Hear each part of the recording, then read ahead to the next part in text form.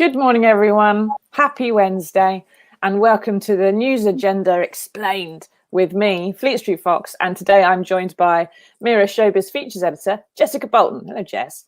So we're going to go through the best stories of the day and show you what might just be the photograph that sums up the crapshoot that 2020 has been so far.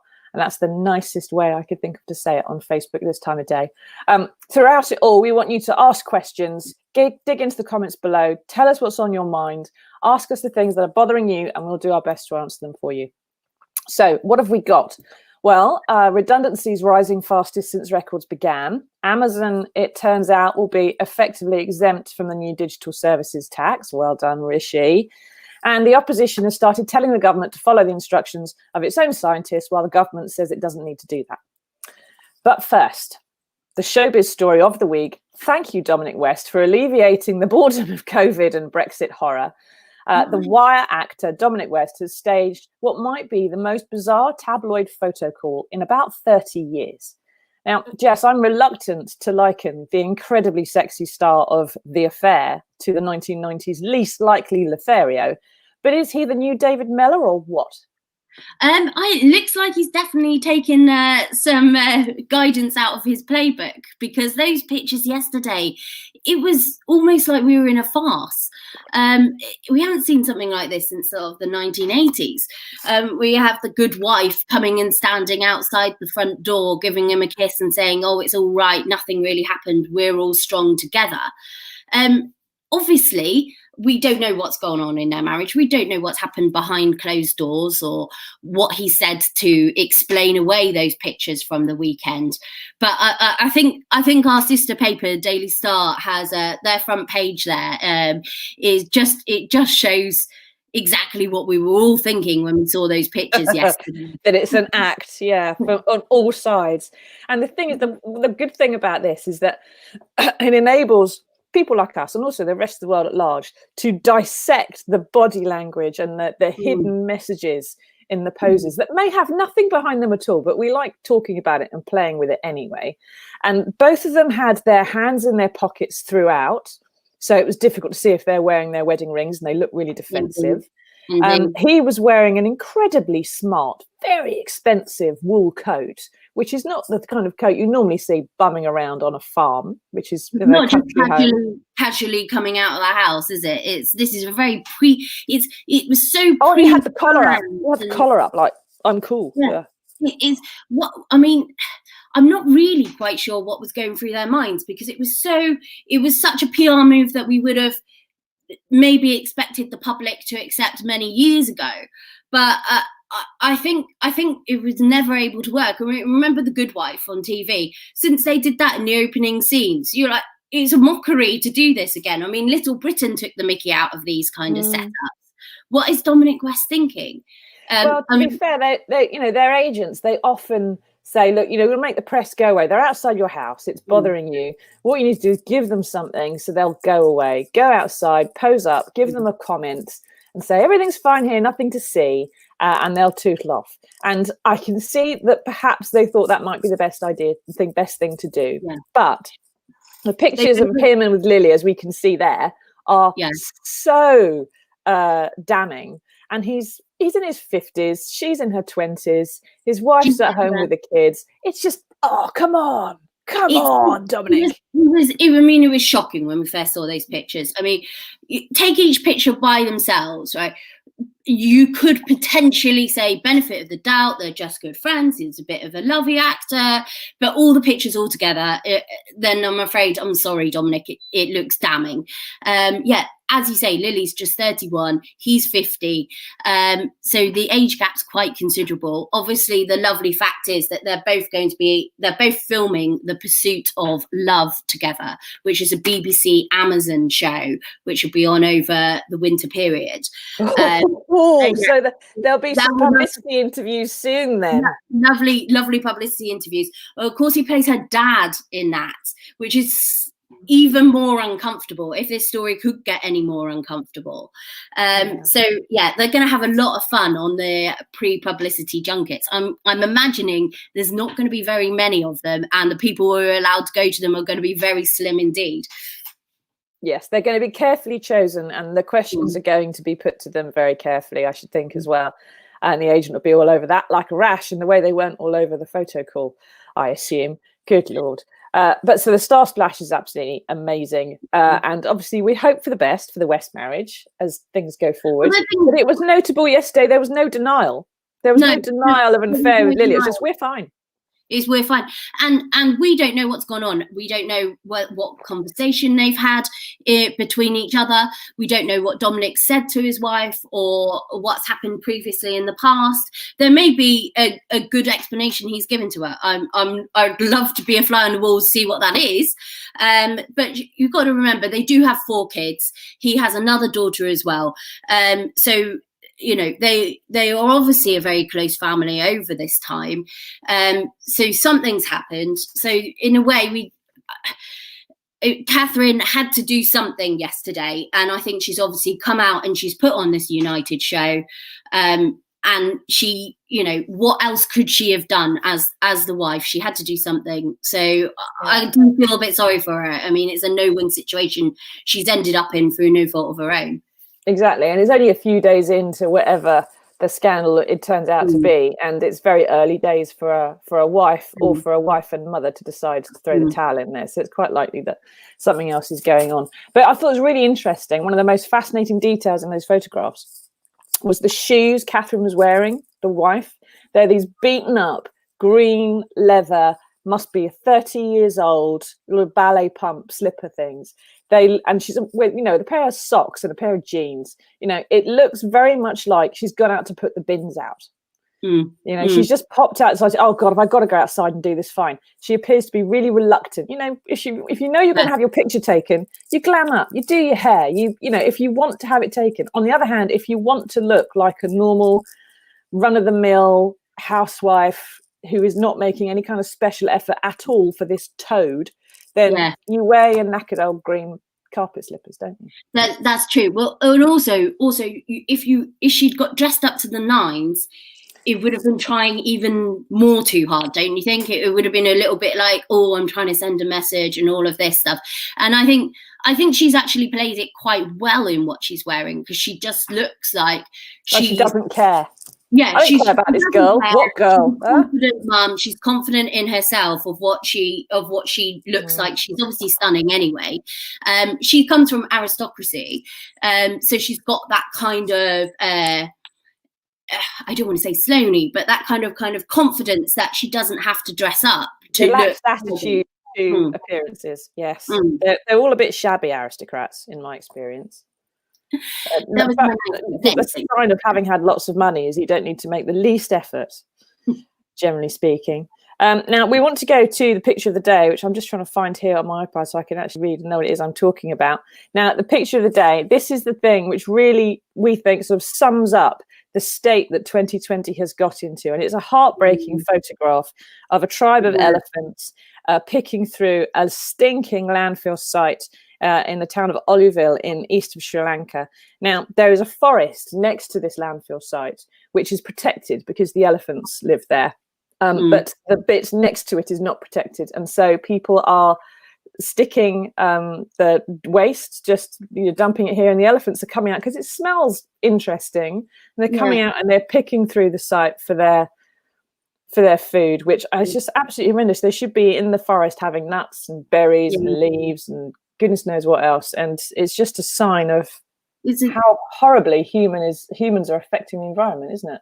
Exactly. It's one of those devastating pictures, like when you see the sort of the orangutans who are like, lost their habitat because of deforestation. And it's one of those awful pictures that stick with you, because you just think these beautiful, majestic creatures are reduced to scraping off a rubbish tip that it shouldn't be, like you say, anywhere near their habitat.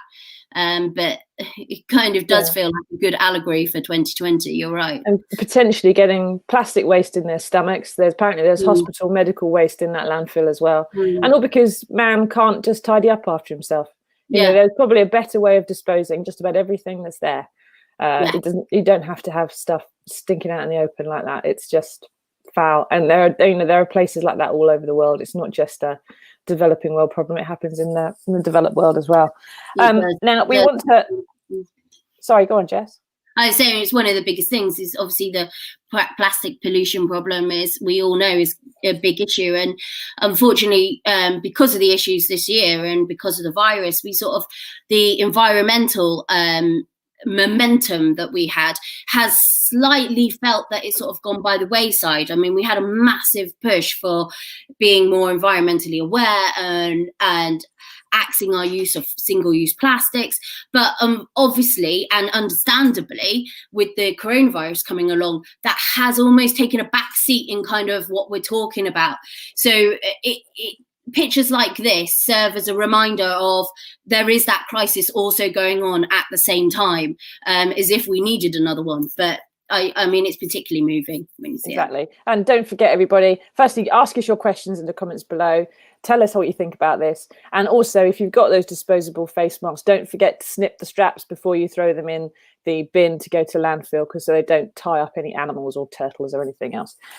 Now, we want to move on to the political story of the day. Sorry, Jess. I know it's not your normal milieu, but we have to do it. It's a big thing. Now, Keir Starmer has stopped asking Boris Johnson what he's playing at and has started telling him what to do instead. He came out yesterday and he abandoned this consensus that Labour has had with the Tories throughout the pandemic, supporting the government, what it's doing, and actually started saying, no, you're doing it wrong. You have to do X. You have to have a circuit breaker, slow lockdown, which is what the government's own advisors have suggested and which the government has ignored. Now, there's lots of ways we can talk about that and whether it's a good idea or a bad idea, and I'm sure that's going on in the comments as we speak. But politically, Keir Starmer's he's on a win-win situation, isn't he here, Jess? There's no way he can fail to win over the public. Well, exactly. At some point, obviously, Johnson is going to have to call a circuit breaker, like we were talking about before. So it will look like he's either taken Keir's advice or that Keir was right all along. So it is politically, it puts Keir in a very strong position. I also feel that, I mean, he's talking from my point of view, the common sense approach of, yes, of course, we need to do something as soon as possible.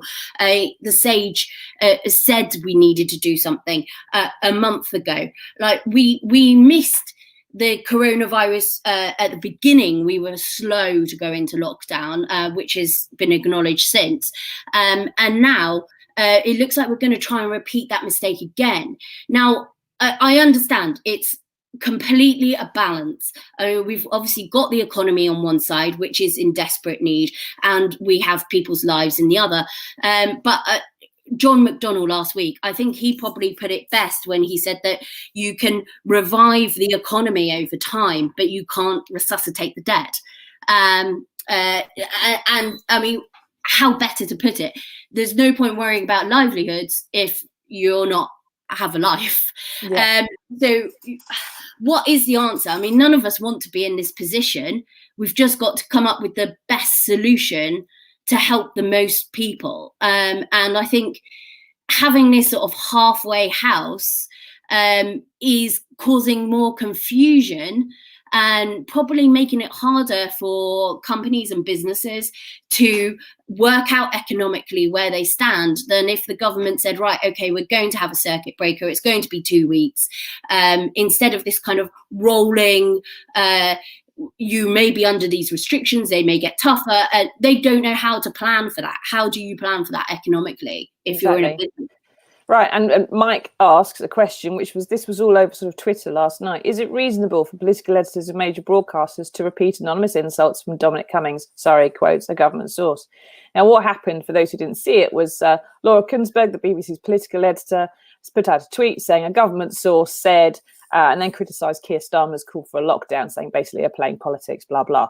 And Laura, as she does, drew most of the ire from Twitter for this, but the similar things were being said by political reporters across the spectrum, because whoever it is who is the anonymous source, and we don't know, although we can all guess, has pinged it out to a number of people at the same time on condition of not being named.